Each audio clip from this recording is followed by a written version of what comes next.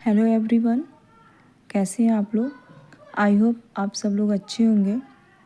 आज काफ़ी लंबे समय के बाद फिर से मैं आप लोग के सामने एक छोटा सा वीडियो लेकर आई हूँ जो व्याकरण की दृष्टि से बच्चों के लिए बहुत ही महत्वपूर्ण है। वर्ण विचार।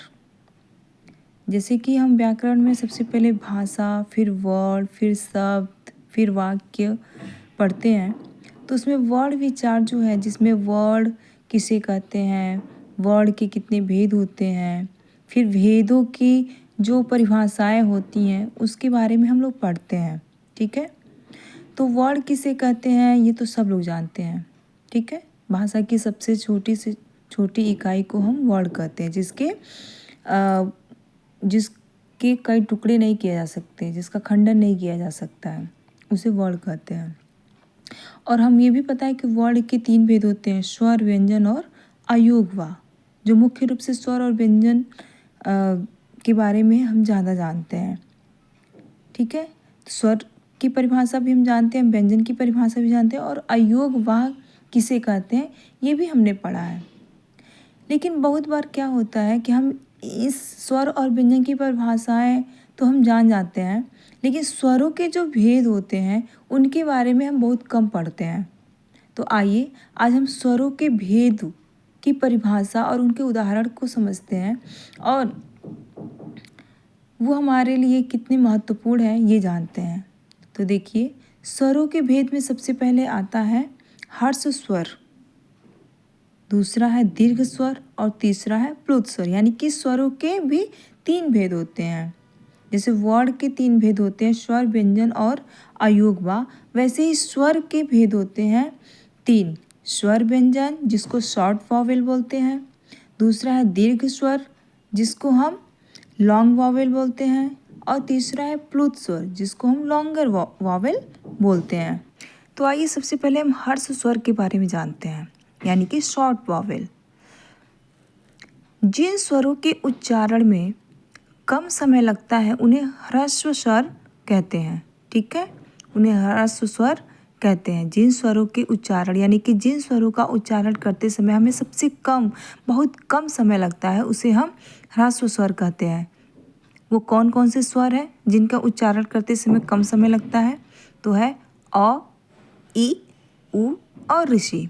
जैसे आप खुद उच्चारण करके देखिए कि इन स्वरों का उच्चारण करते समय हमें कितना समय लग रहा है, बहुत ही कम समय लग रहा है। तो आप ये जान गए कि जिन स्वरों का उच्चारण करते, जिन वर्णों का उच्चारण करते समय बहुत कम समय लगता है, उसे हम ह्रस्व स्वर कहते हैं। कई बार ये ऑब्जेक्टिव क्वेश्चन में भी पूछता है कि ह्रस्व स्वर की पहचान क्या है, ह्रस्व स्वर कितने होते हैं, या ह्रस्व स्वर कौन कौन से हैं। तो देख लीजिए, ये है अ, ई, उ और ऋषि। ठीक है, फिर दूसरा है दीर्घ स्वर। दीर्घ स्वर किसे कहते हैं? तो जिन स्वरों का उच्चारण करते समय अधिक समय लगता है उन्हें हम दीर्घ स्वर कहते हैं। और ये कितने होते हैं? 7 होते हैं। दीर्घ स्वर 7 होते हैं। कौन कौन से? आ, ई, उ, ए, ओ, औ।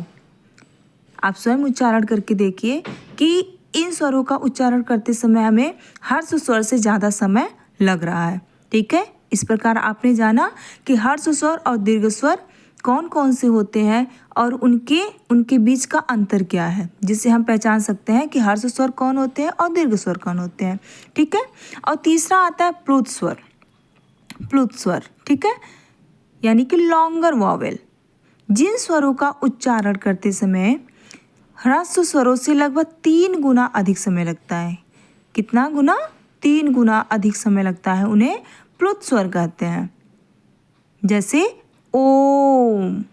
आप खुद ओम का उच्चारण करते समय देखिए कि इसमें कितना लंबा समय लग रहा है, अधिक समय लग रहा है।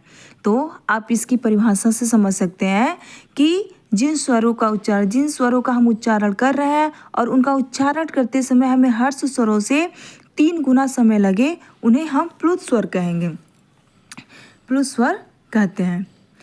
इन प्लुत स्वरों का उच्चारण हम कहाँ करते हैं? जैसे कोई मंत्र पढ़ रहे हैं या किसी को पुकारते समय हम इन स्वरों का प्रयोग करते हैं। जैसे हम बोलते हैं ओम, तो ओम में आप देखिए कितना लंबा समय लग रहा है। ठीक है, जिस स्वर का प्लुत,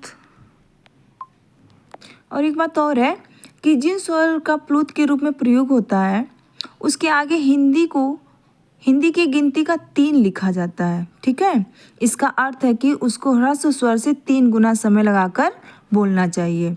जैसे आप देख रहे हैं कि ये जो ओम है उसमें बीच में क्या 3 लिखा गया है, तो हिंदी की गिनती का 3 लिखा जाता है इन प्लुत स्वरों का उच्चारण करते समय। इससे भी आपको पहचान हो जाएगा कि ये कौन सा स्वर है, प्लुत स्वर है कि ह्रस्व स्वर है और दीर्घ स्वर है। इस प्रकार आपने जाना कि स्वरों के कितने भेद होते हैं और उनकी परिभाषाएं क्या होती हैं, उनकी पहचान क्या होती है, उसके उदाहरण क्या कौन कौन से होते हैं। ठीक है, इस तरह अगर आपके एग्ज़ाम में या फिर कहीं भी आपसे पूछा जाए तो आप बता सकते हो इन तीनों की परिभाषाएं और तीनों का अंतर आप अच्छे से आप किसी को समझा सकते हो और ख़ुद भी आप अच्छे से जान सकते हो। ठीक है, तो मिलते हैं नए वीडियो में। Thank you.